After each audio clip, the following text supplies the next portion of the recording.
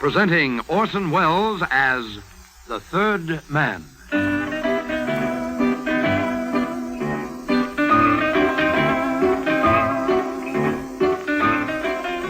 The Lives of Harry Lime. The fabulous stories of the immortal character, originally created in the motion picture The Third Man, with zither music by Anton Karas.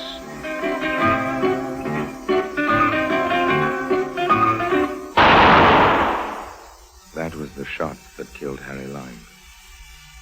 He died in a sewer beneath Vienna. As those of you know who saw the movie The Third Man, yes, that was the end of Harry Lime. But it was not the beginning. No. He had many lives. And I can tell you about all of them. How? Because my name is Harry Lime.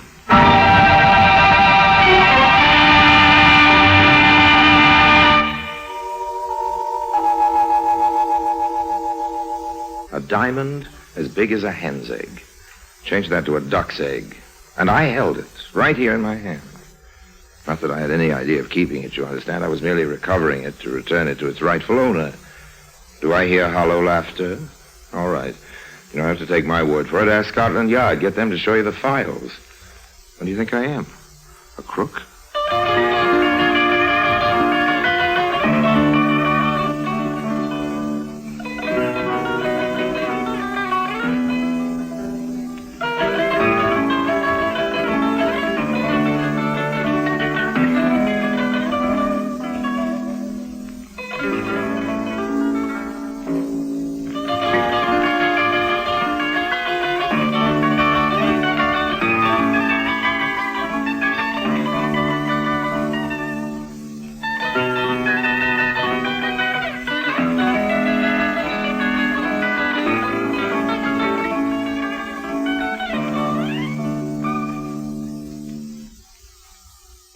And now, Orson Welles as Harry Lime, the third man in The Bohemian Star.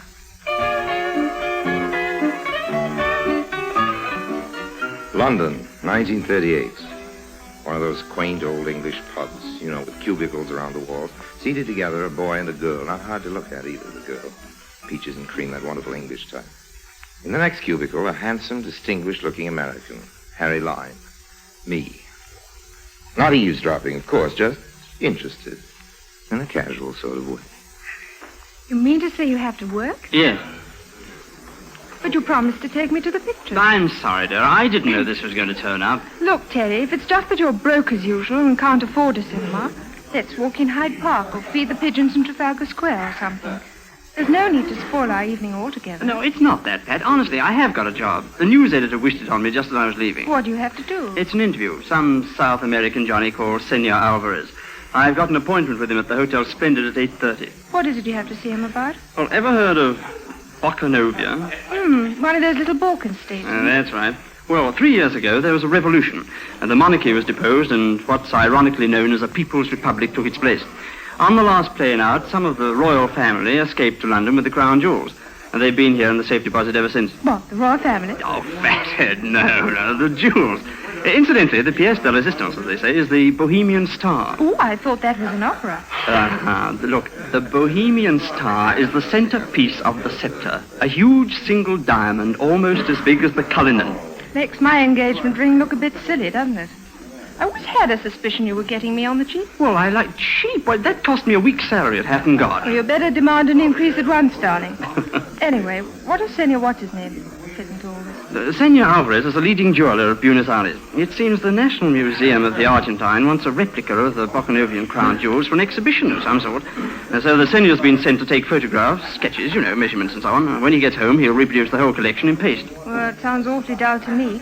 And for that, I have to miss Don Amici. Well, who cares about him? I have to miss Betty Grable. There's no justice in the world. Can't you get out of it somehow? No, I'm sorry, darling. Not a chance.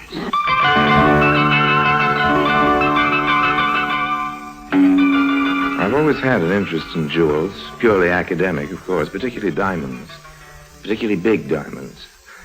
My night was free, I was feeling in a benevolent mood, so I did what anyone might have done.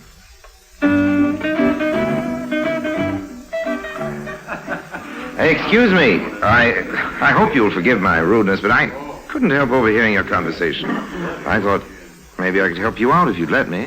Oh? Perhaps I'd better introduce myself first. My name's Paul Atkinson.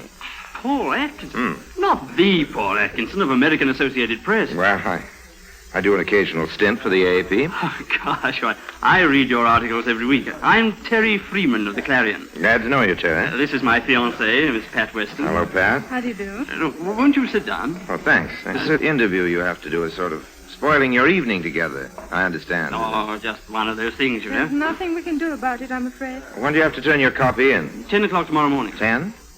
I'll do better than that. I'll deliver it personally to you at 9 on the dot.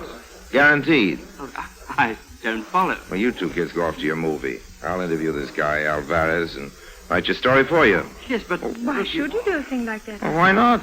I haven't any girlfriends to take out. Pretty poor newspaper man who won't help a colleague when the chance turns up. Oh, it's kind of you, but I couldn't dream of imposing on you like that, Mr. Atkinson. Well, for the record, my friends call me Paul. Oh. I assure you it's no imposition. Of course, if you're scared, I won't turn in a story up to standard. Oh, gosh, look, it's not that. Why, you couldn't write a bad story if you tried, but... Look, what would my editor say if he found out? Who's going to tell him? You, or me, or Pat here? Of course, there's another way out. Oh, what's that? You go off to your interview, and I'll take Pat to the movies. Thanks. I wouldn't trust even a newspaper man as far as that. Okay, then. The Splendid, then. 8:30? Yes? Look, all the Forget same, it, Terry, old man. I'm not doing you a good turn. You're doing one for me.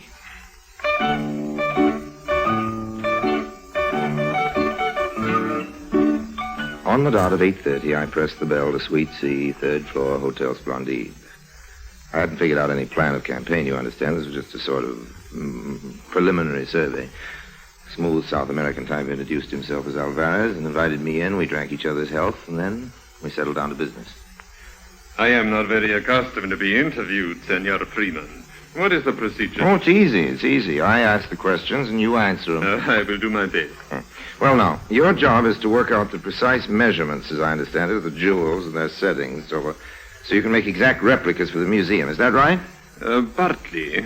But you understand it is much more than a matter of mere measurement. Oh, yes, I guess it must be. There is the color of the various jewels, for yes. instance, and some of the settings are of extremely intricate filigree. Tell me, senor, how did you fix it to gain access to the jewels? It was necessary for me to make formal application to the Bohemian Royal Court in Excise. And you found them cooperative? Well, naturally, one does not expect these favors for nothing. Oh, yes. There will be a certain, how shall I put it, financial adjustment. Yes, I see. Well, how long do you figure the job will take you? I hope to complete it in a month. How long have you been on it now? Just a week. What's the routine? The routine? Well, I dare say there's an armed guard and so on. Oh, but of course, that is inevitable. The Bohemian star alone is worth £500,000. Yes, that's $2 million. Who provides this guard? The insurance company. There is a room at the safe deposit. And each morning, the item I require is taken in there, and I work on it. Under observation? Yes. There are 2 detectives who never take their eyes off me or my secretary. So you have a secretary, too? Yes, Manuel Ariza. He should be here soon, so perhaps you will meet him. That's fine. Now, tell me, senor, could it be arranged for me to come along one day and watch you actually at work? I cannot say as to that. It'd make a much better story, you know. Perhaps so. But it would be a matter for the Bohemian authorities. Okay. I'll put in an application tomorrow. Will you support it? Naturally. Fine, that's settled then. And now I guess... that must be my secretary now. I am in here, Manuel. Good, everything is fixed, Pedro. That very obliging gentleman, Senor Meyerson, has finished the paste copy of the Bohemian Star, and I have it with me now. Regardless, my friend, it is not perfect. Manuel. Tomorrow, when the right moment comes, I will distract the attention of the detectives, and you will remove the real jewel and slip this one in its place. Manuel, we have company. You fool, to talk like that. But how was I to know? Who is this man? One of Meyerson's? This is a gentleman named Freeman, a reporter from the Evening Clarion. A reporter? Well, thanks very much for the interview, senor. Now, if you don't mind, I think What is your hurry? Well, I have to go on back to the office. You can wait a little while. Let me pour you a drink. Oh, no, thanks very much, Roman. I think you... Sorry, I can't stay. I think you'd better, senor. This gun is loaded. Well, what's the big idea? You do not think we could let you go after what you heard, eh? Well, now, wait a minute. I'm not the sort of guy who goes around shooting off his mouth. I can keep quiet.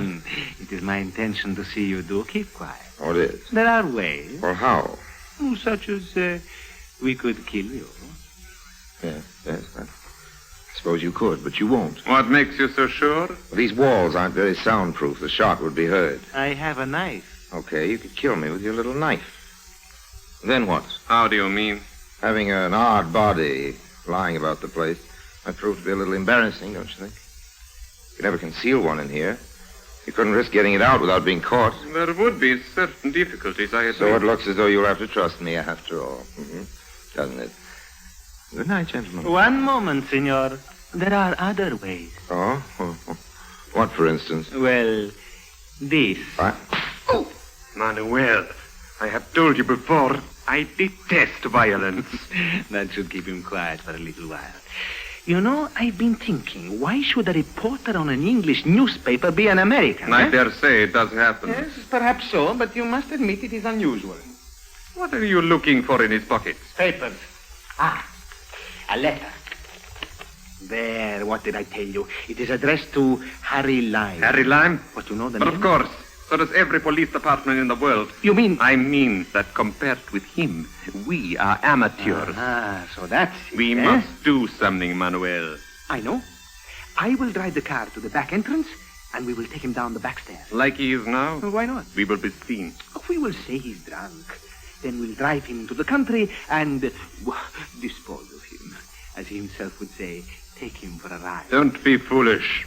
There will be no killing. But surely... We are jewel thieves, not murderers.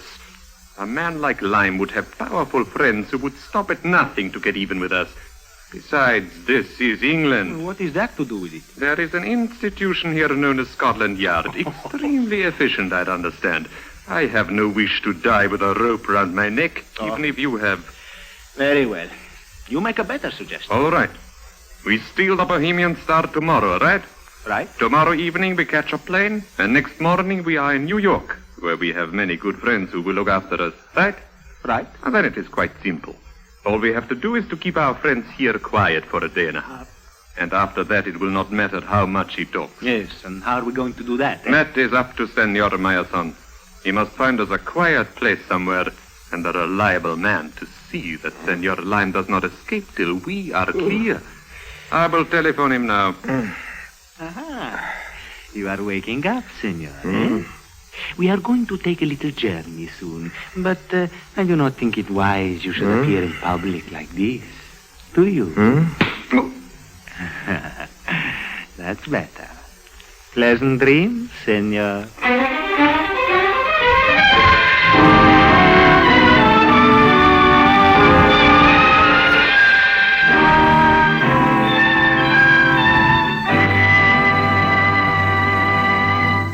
Orson Welles returns in just a moment as the third man.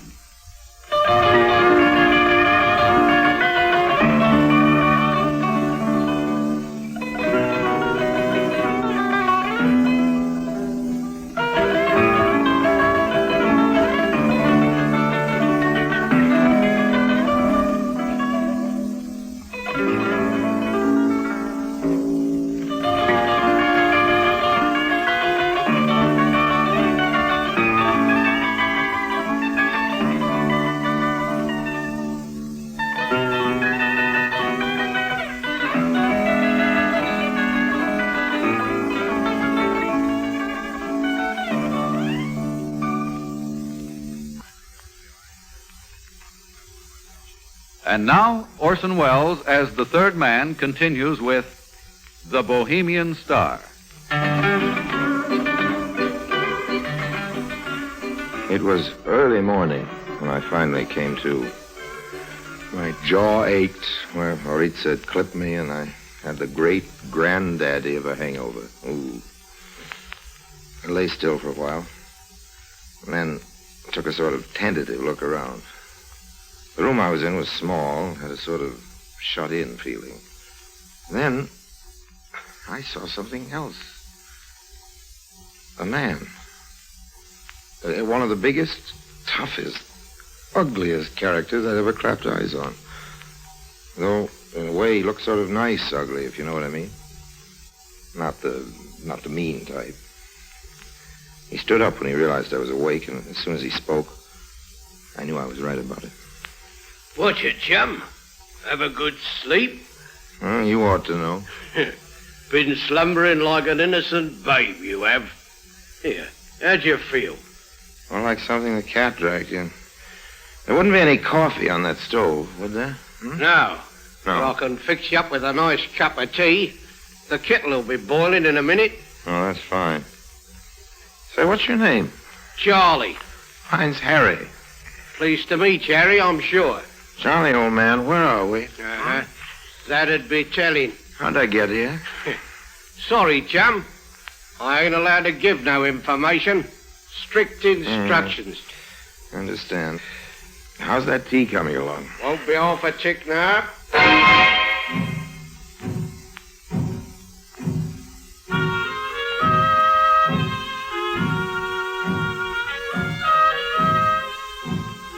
I slept again afterwards. It's going on for midday when I woke.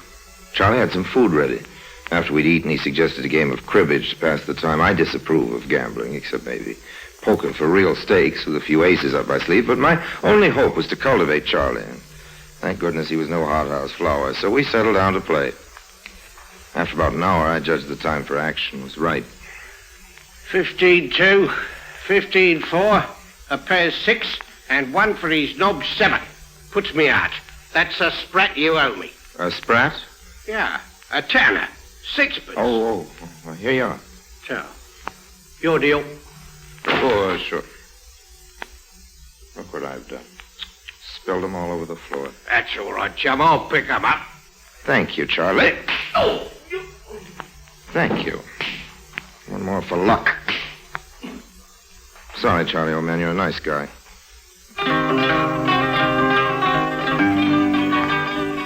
I tore up a sheet and bound and gagged Charlie. He had some keys in the pocket. I let myself out. My guess had been right. I was somewhere in the East End. I walked till I found a main road and then called a cab.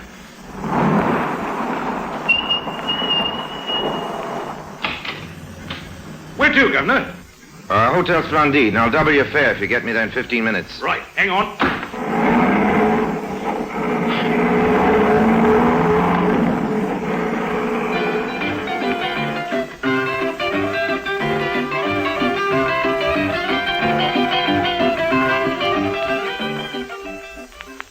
There was only one way to tackle this job, the bold approach. At the Splendide, I went straight over to the desk and asked for Senor Alvarez. Sorry, sir, he's not in at present. Well, how about his secretary? Well, he's not in either, sir. They haven't checked out, have they? They're still staying here. They leave by plane for New York this evening, I understand, sir. Is there any message? No, thanks. That's okay.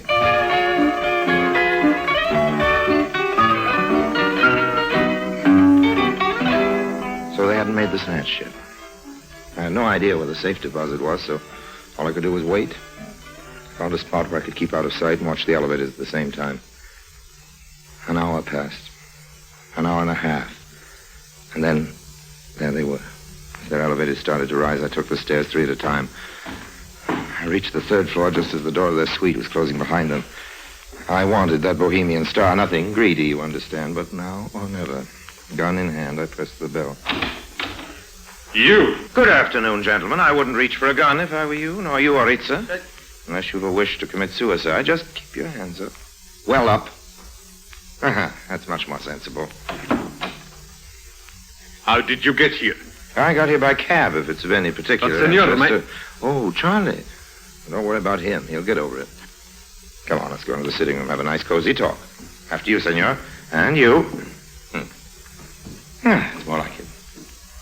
All right, chums. The Rock. The Rock? Diamond, the Bohemian star. But you're mistaken, senor. Oh. We have not got it, have we, Manuel? Oh, no, there must be some misunderstanding. The only misunderstanding there's been so far was in you fellows mistaking me for a sucker. Step over here towards me, Oritza. What, me, senor? Come on, do as you're told. Now turn your back. Keep those hands well up. Nice, efficient little piece of ironmongery you've got. I'll have that, if you don't mind. Luga, huh? But no diamond. Okay, you're next, Alvarez. But I assure you, Turn senor, around. I give you my word of honor. And what's this? Your word of honor? Quite a hunk of stone, isn't it? You won't mind if I take charge of this, I'm sure. Senor, let us talk.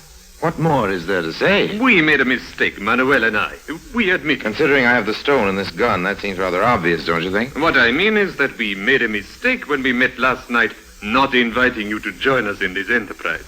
Oh, what gives you the idea that I might have joined you in this? Harry Lime, are you not? Correct me if I'm wrong, but surely our object in this case has been the same, to obtain the Bohemian star. Our object, maybe, but not our purpose. You speak in riddles, senor. Oh, no, not at all, old man.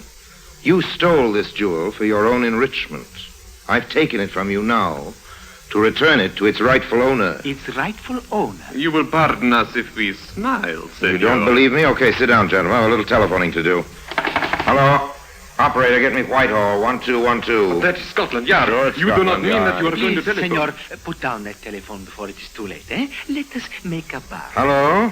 Is that Scotland Yard? It's all right, Mr. Lime. You needn't bother with that call. Now, what's the idea? Who are you guys? I'm Detective Inspector Marsh, and this is my assistant, Sergeant Andrews. Man, not so fast. How do I know you two are on the level? Oh, here's my warrant card. Glad to know you, Inspector. Well, this all seems in order. Sorry I sounded suspicious, but, you know, you might have been a couple of crooks, too. Of course, the point hadn't occurred to me. This is an outrage. You have made a great mistake, senor. Well, we'll thrash that out of the yard later. Take him away, Sergeant. Yes, sir. Now, come on, you two. Well, I'm certainly glad you turned up when you did. What I can't figure out is how you got in so quietly. My ears don't miss much, and I'll swear I never heard that front door open. Well, of course you didn't. We've been here all the time. Here, in this actual room? Yes, behind those curtains. Well, I'll be darned. And what's more, we've a friend of yours. You can come out now, Mr. Freeman. Hello there. Why, Terry, I don't get all this. Oh, it's all quite simply explained. When you didn't turn up this morning, I got a bit worried, so I phoned AAP, and they told me Paul Atkinson was in Malaya. Then I went round to the yard and gave the whole story to Inspector Marsh here. And you figure there must be some dirty work, huh, Inspector? Well, it did seem that something odd was going on. And doubly odd when I rang the Argentine embassy, and they denied all knowledge of Alvarez and Noritza. So the management let us in here while they were away. We were just about to announce ourselves and find out what was what when the doorbell rang and you came in. So you figured you'd wait a while and see what happened, is that it? Exactly. I say. What is it? Just as well I'm not a crook, isn't it? I mean, if I tried to get away with the Bohemian Star instead of phoning the yard, I'd have found myself in a lovely jam, wouldn't I? Well, I shan't pretend we didn't suspect you for a while, Mr. Lime. But we know now that you're an honest man. That's all right. It's not everyone who'd risk his life the way you've done. Oh, that's okay. Here, I guess you better take this stone, Inspector. I'll be glad to see the last of it. Oh, thanks. Of course, you realize there'll be a reward. Oh, no, please. But my dear fellow, it's no more than you're entitled to. Don't you agree, Mr. Freeman? Oh, certainly. I'll see the matter's taken up with the Bokanovian authorities, and you'll hear from them in due course. Well, if you insist, though. After all, I was only doing my duty. And you know, Terry, I really did intend writing that story for you. I'm sorry I slipped up on it. It's Hope okay. you didn't get into too much trouble with your news editor. Well, there was a bit of a row, but that's all right. Oh, it will be, old man, it will be. Just wait till he sees the story you've got for him now.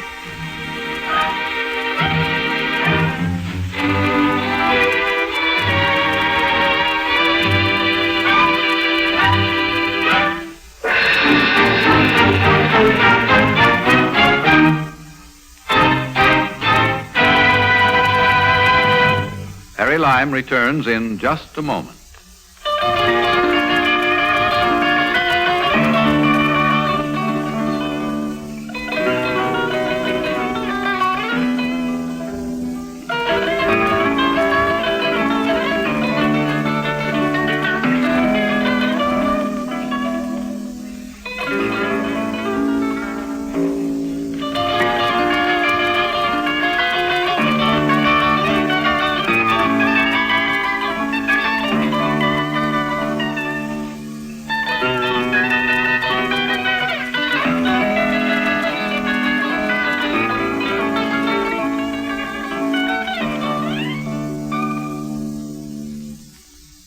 And now, Harry Lime.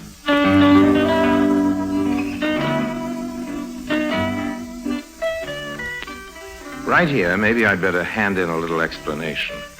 You're wondering what particular stroke of luck or lunacy led your old friend Harry to settle for just the reward.